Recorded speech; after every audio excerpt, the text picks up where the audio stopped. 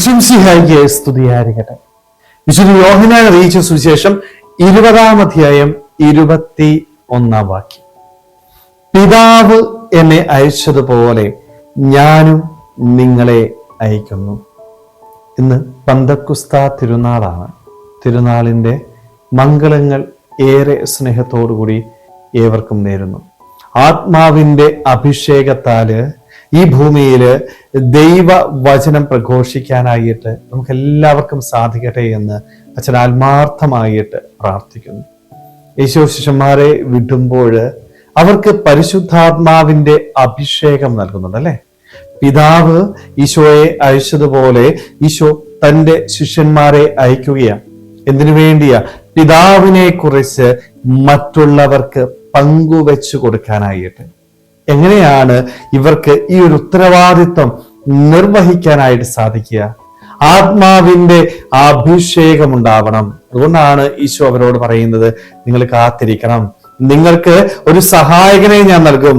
ആ സഹായകൻ നിങ്ങളുടെ ജീവിതത്തിൽ ഉണ്ടായാൽ മാത്രമേ ലോകത്തിന്റെ അതിർത്തികളോളം പോയി ദൈവവചനം പ്രഘോഷിക്കാനായിട്ട് നിങ്ങൾക്ക് സാധിക്കത്തുള്ളൂ. പരിശുദ്ധാത്മാവിന്റെ അഭിഷേകം ഉണ്ടാവണം. സ്നേഹമുള്ളവരെ, നമ്മുടെയൊക്കെ ജീവിതത്തില് ഈശോ ഏൽപ്പിച്ചിരിക്കുന്ന ഉത്തരവാദിത്വവും ഇത് തന്നെയാണ്. ശിഷ്യന്മാരെ അയക്കുന്നത് പോലെ നമ്മെയും ദൈവം അയക്കുന്നുണ്ട്. ദൈവത്തെക്കുറിച്ച്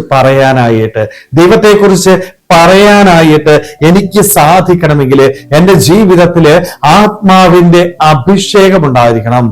മാമോദീസായിലൂടെ നമുക്ക് ലഭിച്ച പരിശുദ്ധാത്മാവിനെ പരിപോഷിപ്പിക്കാനായിട്ട്, ആ ആത്മാവിനെ കൂട്ടുപിടിക്കാനായിട്ട് എനിക്ക് സാധിക്കുമ്പോഴാണ് എൻ്റെ ജീവിതത്തില് ദൈവത്തെ മറ്റുള്ളവർക്ക് പങ്കുവെച്ചു കൊടുക്കാനായിട്ട് സാധിക്കുക.